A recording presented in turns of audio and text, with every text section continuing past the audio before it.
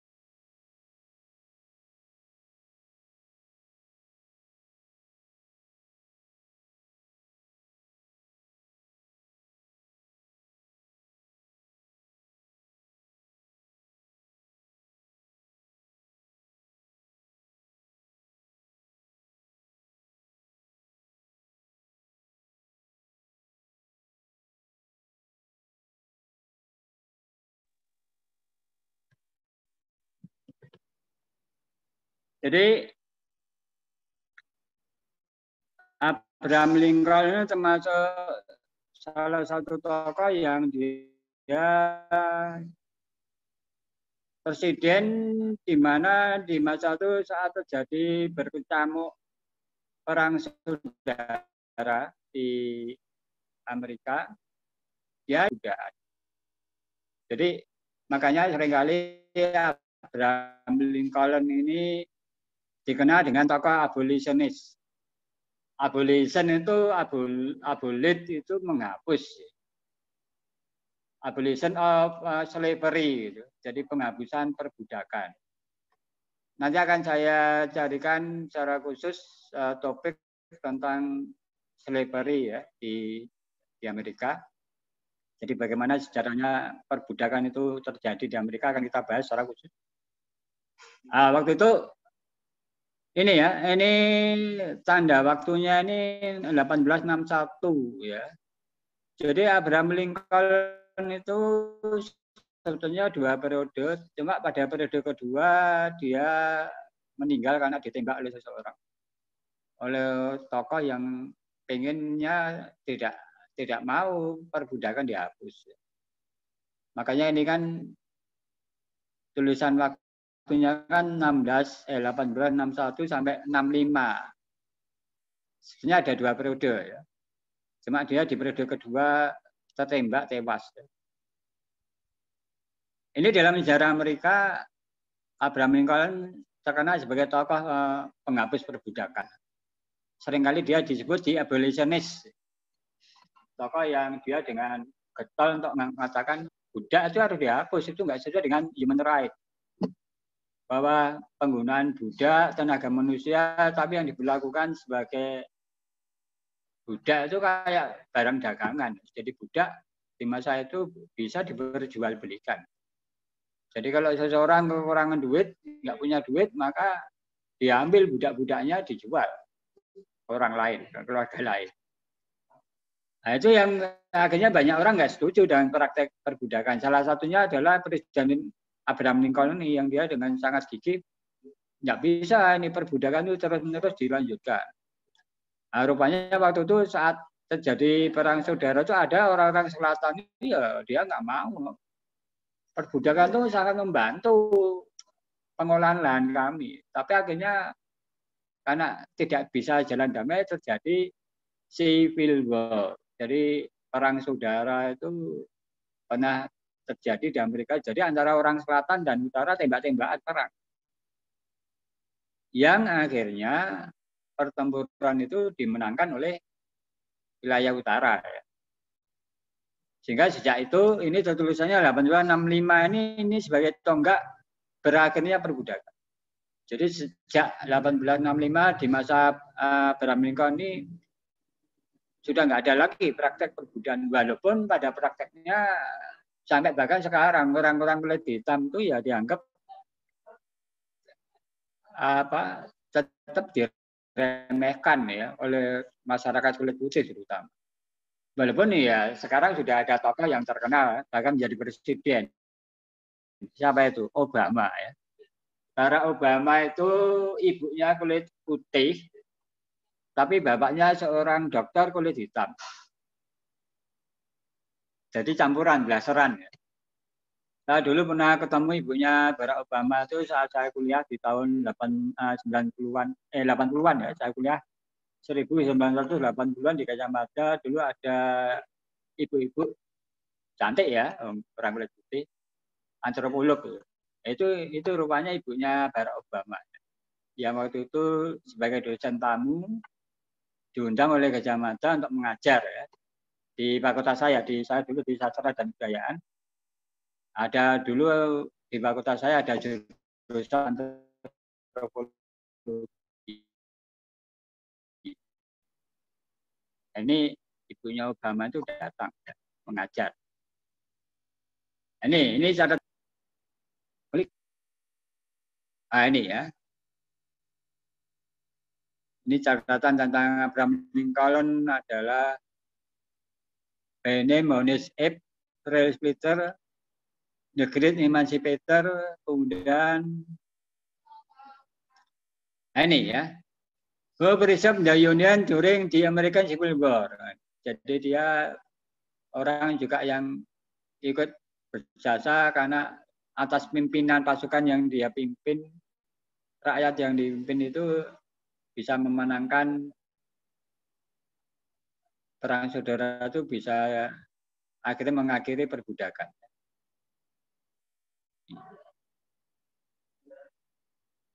Itu ya. Kemudian ini, Lincoln continues to have a unique appeal for his fellow countrymen and also for people of other land. Jadi dia sangat-sangat peduli ya terhadap hilang mana yang presiden tadi. Nah, ini ya.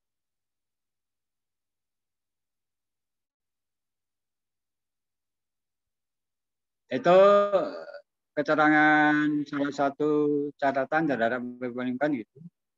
Kemudian mungkin saya loncati ya, ini sekedar tak tunjukkan nanti, tapi ada tokoh penting ya di abad 20 ya. Itu ada beberapa presiden yang dia sangat terkenal. Kayak ini, Theodore Roosevelt, ini salah satu presiden di abad 20-19 itu yang banyak catatan sejarah yang memberikan bagaimana dia memerintah di masa-masanya Theodore Roosevelt. Kemudian ada nanti yang tokoh presiden yang sempat bersahabat ya, dengan ini selain Roosevelt tadi ada Franklin Roosevelt. Ini ya, pada Franklin ini adalah tokoh yang dulu dia ikut mendukung ya adanya kemerdekaan waktu itu Indonesia di bawah penjajahan Belanda.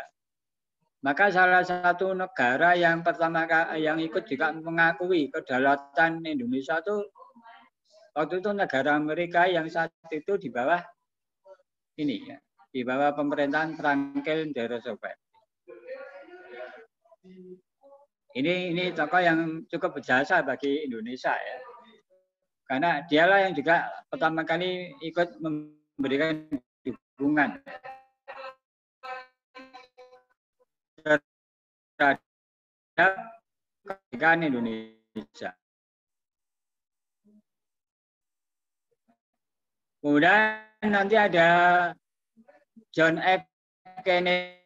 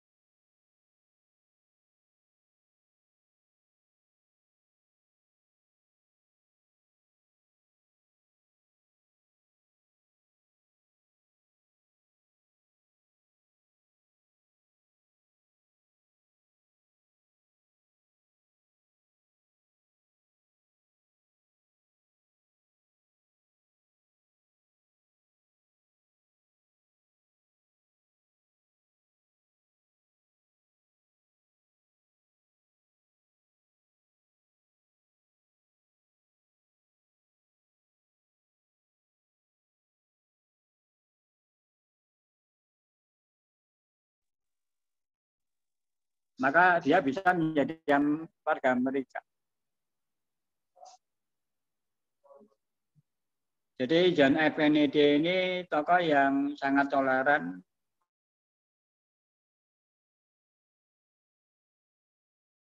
Untuk menyuarakan harus dibebaskan negara.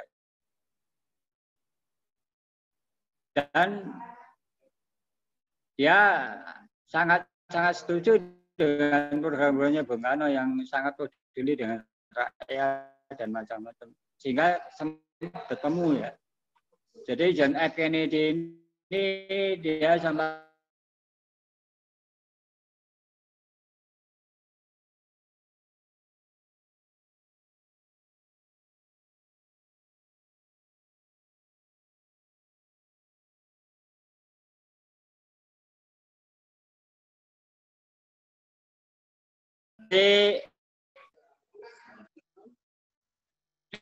dulu di Amerika ada yang presiden tuh namanya Ronald Reagan. Dia sebelumnya seorang bintang film, tapi lantas terjun ke politik. Jadi akhirnya dia menjadi anggota Senat, kemudian aktif sebagai DPR gitu ya. Lantas akhirnya oleh Partai Republik ya dia dipilih untuk maju menjadi calon presiden dan berhasil. Dan waktu itu dia saat terpilih menjadi presiden usianya udah 70 tahun. Jadi orang Amerika itu walaupun 70 tahun kalau dia pemikirannya kemudian badannya masih kuat itu enggak masalah. Kayak Donald Trump itu kan juga sekarang kan usianya kan 70 tahunan itu. Usaha dia itu. Cuma badannya kan kelihatan masih kokoh tegar. Nah, ini presiden yang mantan bintang film.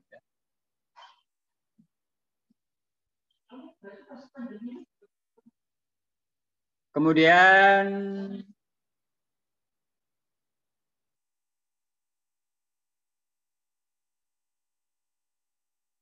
ini ya Barack Obama.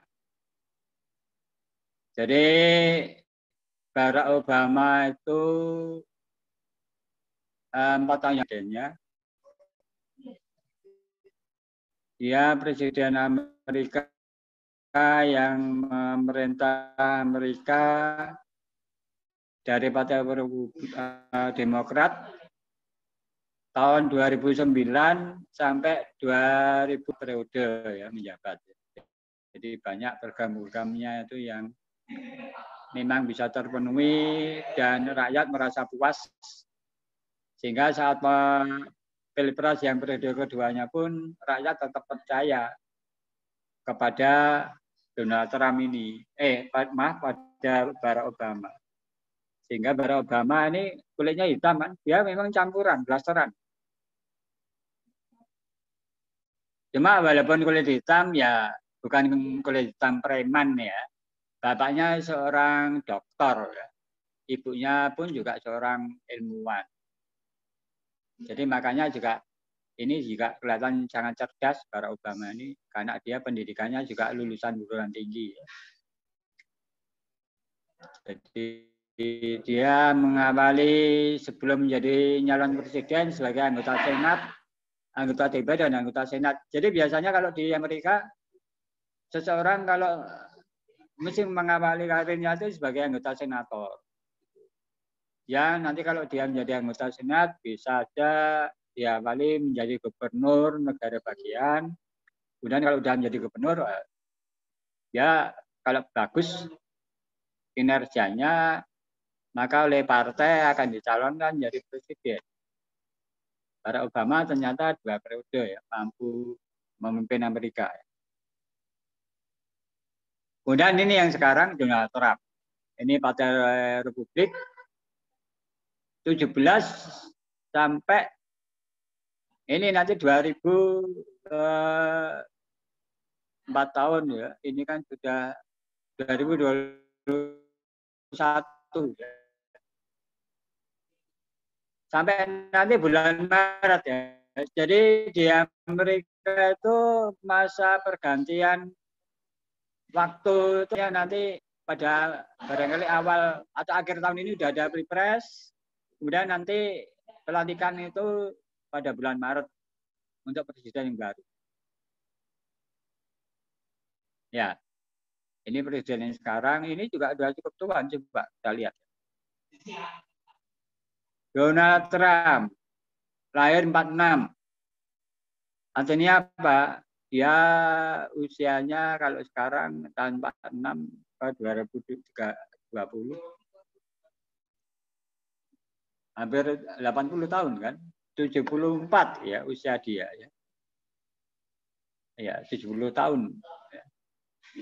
Tapi karena badannya sehat, walaupun omongan dia banyak ngawur ya, tapi karena rakyat ternyata mayoritas memenangkan. Waktu itu lawan persaingannya Hillary Clinton tuh istri mantan presiden Amerika Bill Clinton. Sempat maju presiden wanita, calon presiden wanita.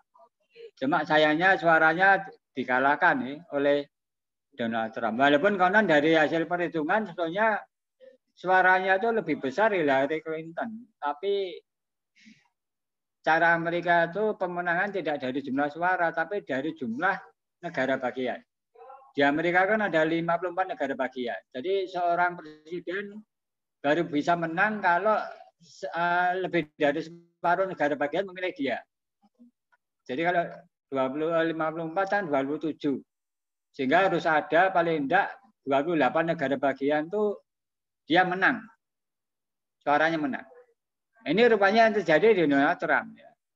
Walaupun dari jumlah orang yang memilih kalah, tapi dari jumlah negara bagian dia menang.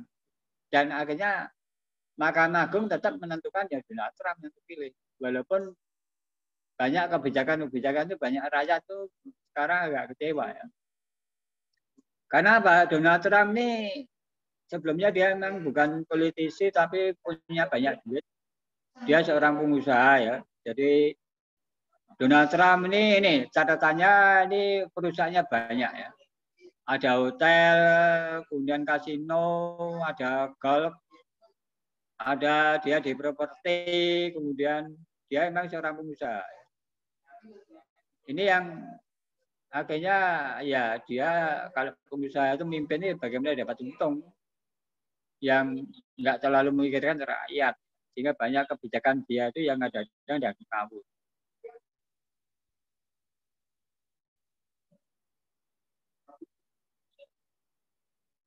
Ya itulah jadi ini sekilas tentang bagaimana sistem demokrasi di Amerika itu di sana menggunakan paham demokrasi itu dalam arti rakyat itu punya kekuasaan penuh, kemudian presiden ya ditentukan oleh rakyat bareng-bareng. Jikalau ada rakyat yang memang memiliki perbedaan pandangan, ya itu dianggap sah saja. Makanya cara penentuannya ya mana suara terbanyak. Itu yang untuk menentukan pemimpin mereka. Jadi walaupun banyak orang yang mungkin kecewa terhadap Donald Trump, tapi kenyataannya mayoritas rakyat telah memilih dia. Sehingga ya dia yang berhak menjadi presiden. Untuk penentuan apakah dia masih dikendaki oleh rakyat, ya coba aja nanti tahun depan ini kita tunggu siapa pemenang pilpres yang akan datang. Kalau misalkan ternyata dia kalah, ya artinya rakyat juga nggak mau lagi dipimpin Donald Trump. Tapi kalau mayoritas rakyat ternyata masih memenangkan dia, ya artinya ada sebagian besar rakyat yang merasa diuntungkan ya oleh pemerintahan Donald Trump ini, sehingga dia tetap setia milih Donald Trump. Semacam itu.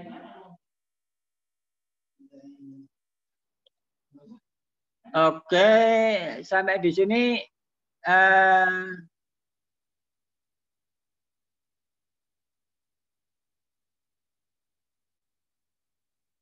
ada yang ingin disampaikan? Ada pertanyaan, silakan. Do you have any question, guys? Silakan di-unmute ya kalau ada yang mau tanya. Silakan Anda buka mikrofonnya.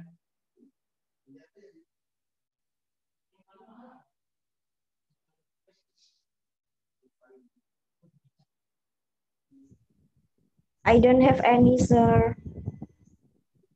Okay, thank you very much for your attention all to attend our class today, and we will meet again in the next session. Yeah. Okay, thank you very much. Good afternoon. See you next week. Okay. Thank you, sir. Thank you. Thank See you. you very much. Okay, See you you are later. welcome. Yeah.